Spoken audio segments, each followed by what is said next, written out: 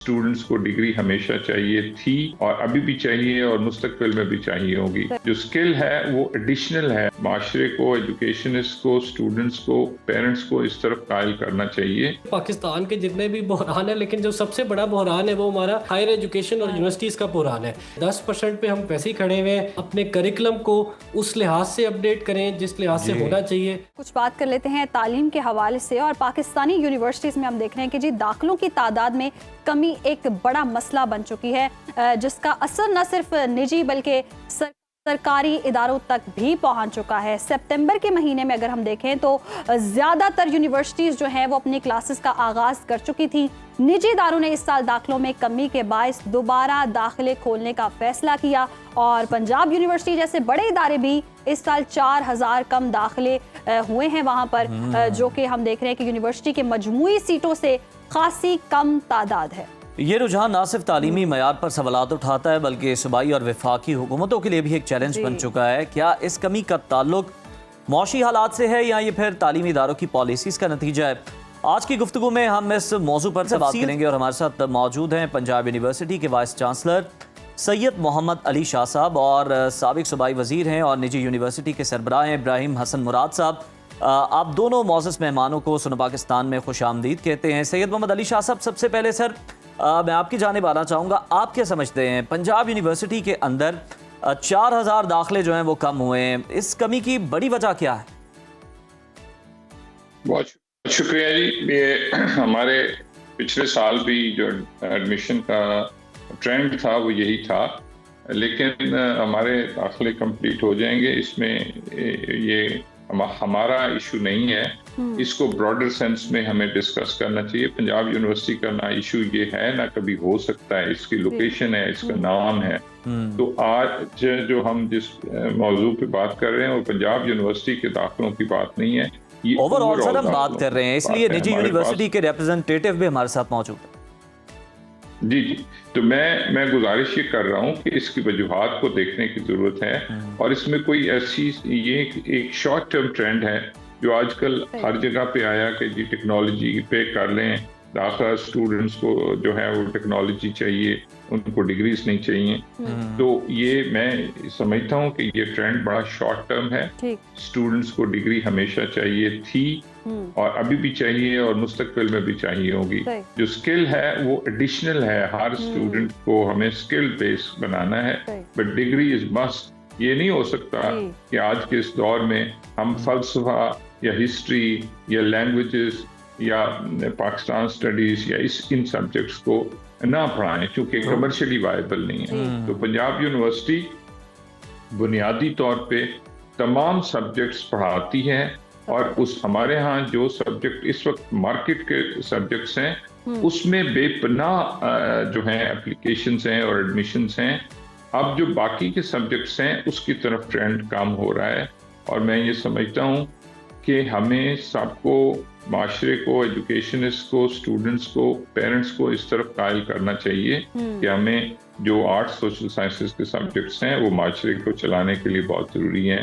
माशरे में शायर भी होने चाहिए, फिलोसफर भी होने चाहिए, साइकियाट्रिस्ट भी होने चाहिए। और एक वजह ये है। दूसरी वजह इसकी ये है कि हमारे जितने भी कॉलेजेस हैं उसमें BS4 ईयर का प्रोग्राम शुरू हो गया है और वो जाहिर है स्टूडेंट्स के अपने जो घरों के करीब हैं वहाँ पे है BS4 ईयर। मैं पर्सनली उसके हक में नहीं हूँ क्योंकि मैं भी देहात से ताल्लुक़ रखता हूँ। तो मैं पढ़ने के लिए लाहौर आया और लाहौर आके जो मेरी ग्रूमिंग हुई, जो मैंने सीखा, वो शायद मैं झंग में नहीं सीख सकता था। अब झंग में भी यूनिवर्सिटी है, तो हर जिलाई हेडक्वार्टर पे एक यूनिवर्सिटी मौजूद है और कॉलेज के अंदर BS4 ईयर मौजूद है। तो एक रीजन ये है कि स्टूडेंट्स के पास बहुत ज्यादा चॉइस है एडमिशन लेने की और दूसरा जो एक शॉर्ट टर्म करंट ट्रेंड है कि तमाम स्टूडेंट्स जो हैं वो IT और AI और कंप्यूटर साइंस और डेटा साइंस इसकी तरफ आ रहे हैं और जो हमारे बाकी के सर, यानी कि आपके मुताबिक एक शॉर्ट टर्म जो है वो ट्रेंड है, साथ ही मौजूद रहेगा। इब्राहिम हसन साहब, आपकी जानिब आऊंगी।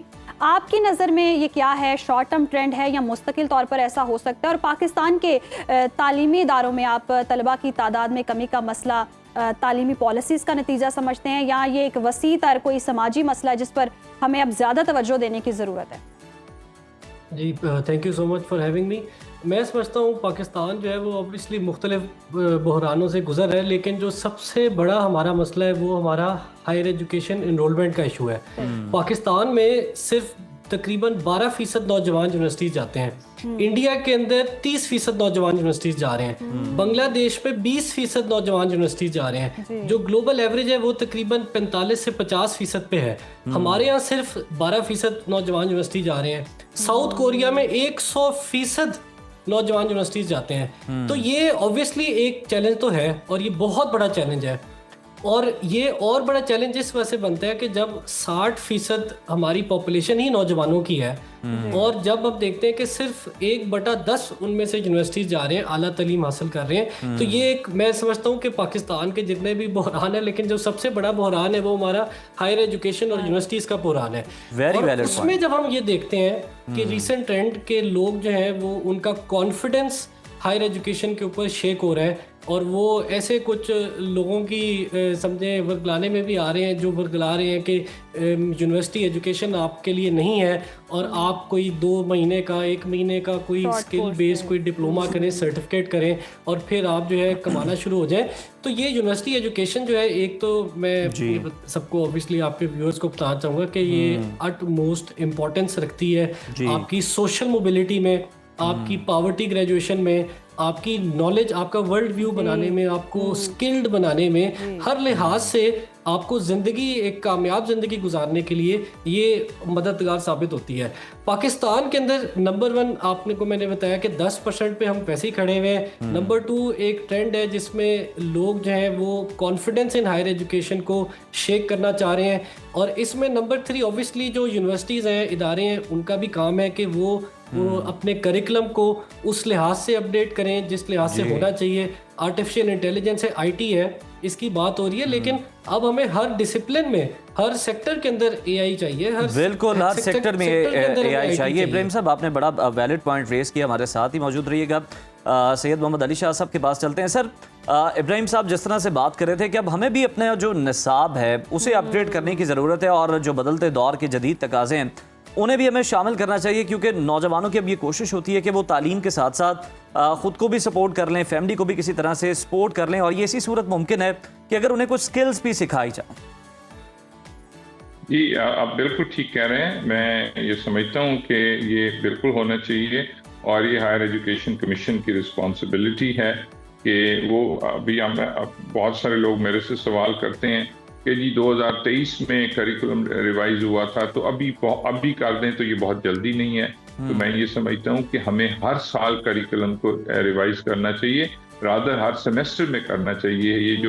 ये बहुत ज़रूरी है, और मेरा अपना ये ख्याल है कि हमें हर सब्जेक्ट के जो स्टूडेंट्स जो पढ़ रहे हैं, बेशक वो इंटरनेशनल रिलेशन पढ़ रहे हैं, पॉलिटिकल साइंस पढ़ रहे हैं, हर एक सब्जेक्ट में, science, art, social science, languages, हर एक स्टूडेंट को हमें AI और कंप्यूटर साइंस ये कंपलसरी सब्जेक्ट के तौर पे इंट्रोड्यूस करना चाहिए, ताकि उनके पास डिग्री भी हो और उनके पास वो स्किल, जो रीसेंट स्किल्स हैं, क्योंकि अब AI का इस्तेमाल या चैट GPT का इस्तेमाल ये तो बड़ा कॉमन है, और इसी की मदद से चीज़ें आगे बढ़ेंगी। इट्स अ रियलिटी, और हमें इस तरफ आना चाहिए। लेकिन जैसे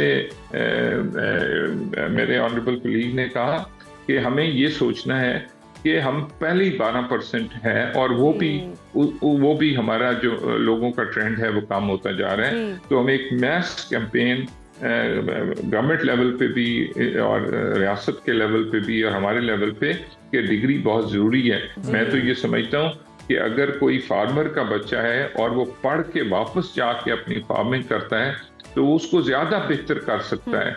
तो हर काम के लिए जो बुनियादी चीज़ है, स्किल तो है ही है, लेकिन स्किल सब्स्टिट्यूट नहीं है डिग्रीज का। तो इसलिए हमें डिग्रीज की तरफ लोगों को माइल करना है, और हमारे पास तो जितने स्टूडेंट्स आने चाहिए यूनिवर्सिटीज के अंदर, उतनी गुंजाइश ही मौजूद नहीं है, और इसके बावजूद भी डिमांड एंड सप्लाई में सो हमें तो और 100 से ज्यादा और यूनिवर्सिटीज चाहिए जी। ताकि हम एक बिल्कुल रीजनेबल दुरुस्त नंबर आपने को फरमाया कि जो स्किल्स है के साथ वो, साथ हमें डिग्री की भी बहुत ज़रूरत है, तालीम बहुत ज़रूरी है।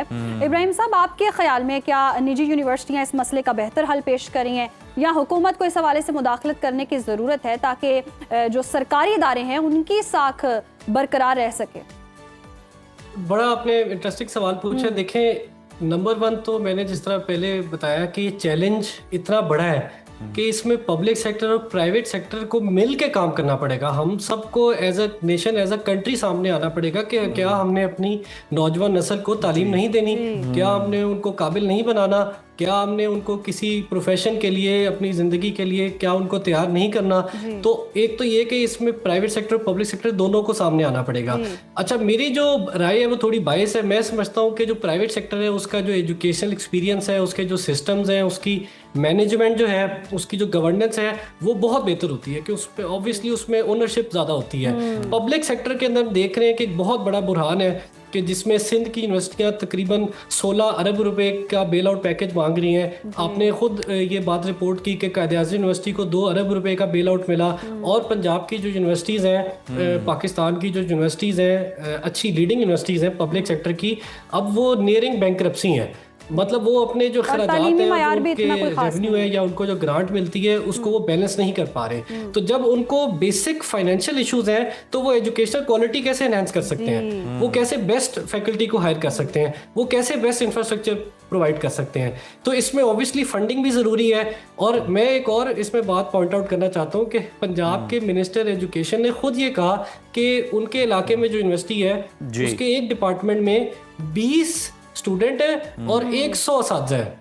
तो आप मुझे बताएं कि ऐसे जो यूनिवर्सिटीज़ हैं ये कैसे चल सकती हैं। तो ऑब्वियसली हुकूमत को भी इसमें नोटिस लेने की ज़रूरत है, प्राइवेट सेक्टर को भी मजीद आगे बढ़ के इसमें इन्वेस्ट करने की ज़रूरत है, स्कॉलरशिप्स प्रोवाइड करने की ज़रूरत है। बिल्कुल इब्राहिम साहब, आप ठीक कह रहे हैं। ये बिल्कुल आपका पॉइंट ऑफ व्यू है, ये आपकी राय है। अगर हम देखें तो बिल्कुल प्राइवेट यूनिवर्सिटीज़ अगर मेयारी तालीम दे रही हैं तो फिर वो बहुत ज़्यादा महंगी भी हैं, अफोर्डेबिलिटी का भी मसला आ जाता है। और जो पब्लिक सेक्टर गवर्नमेंट यूनिवर्सिटी हैं, जैसे पंजाब यूनिवर्सिटी एक बड़ी यूनिवर्सिटी है, बड़े काबिल असातिज़ा यहाँ पर मौजूद हैं और बड़ा अच्छा उनका रिजल्ट भी होता है। और हमारी यही कोशिश थी कि पब्लिक और प्राइवेट सेक्टर जो है हैंड इन हैंड चलें इस मामले में, ताकि जो दाखिले हैं वो ज़्यादा से ज़्यादा हों, बच्चे यूनिवर्सिटीज़ का रुख करें। जैसे सैयद अली शाह साहब फरमा रहे थे कि वो जो ग्रूमिंग जो उन्होंने अपनी यहाँ पर आके की है, अपने अंदर वो फील करते हैं अपनी पर्सनैलिटी के अंदर, वो शायद ना हो पाती। बिल्कुल स्किल ज़रूरी है, लेकिन ये डिग्री का सब्स्टिट्यूट हरगिज़ नहीं हो सकता। डिग्री हासिल करना बहुत ज़रूरी है। वो जो एक्सपोजर है यूनिवर्सिटी जाने का वो है ही डिफरेंट है। जी जी, सैयद मोहम्मद अली साहब, आप कुछ कहना चाह रहे हैं? जी प्लीज ऐड। जी, सिर्फ एक बात पब्लिक सेक्टर के डिफेंस में, देखें हमारे पास जो है वो जाहिर है जितनी लिबर्टी है वो प्राइवेट में नहीं है, लेकिन इस वक्त भी आपके 18,000 लोगों ने इम्तिहान दिया CSS का, उसमें 300 पास हुए हैं और 85%, 85% जो पास हुए हैं वो पब्लिक सेक्टर के हैं। इस वक्त भी आपके CSS में आपके तमाम जो बिजनेस के इंस्टीट्यूशंस हैं और कंप्यूटर की कंपनीज हैं उसमें 70% से ज्यादा CEOs और जो लोग काम करते हैं वो पब्लिक सेक्टर के प्रोड्यूस किए हुए हैं। इसमें बेहतरी की गुंजाइश है, लेकिन हम चूंकि बहुत सस्ती और बहुत जो लोग अफोर्ड नहीं कर सकते उनको एजुकेशन प्रोवाइड करते हैं, तो हमारी कंट्रीब्यूशन जो है वो हमेशा से थी और है और रहेगी। नो डाउट सर, ये बिल्कुल पब्लिक सेक्टर यूनिवर्सिटीज की कंट्रीब्यूशन है और आप तस्लीम कर रहे हैं, बड़ी अच्छी बात है कि कुछ बेहतरी लाने की गुंजाइश है, लानी भी चाहिए। बहुत शुक्रिया प्रोफेसर डॉक्टर सैयद मोहम्मद अली शाह साहब और इब्राहिम हसन मुराद साहब हमारे साथ मौजूद थे।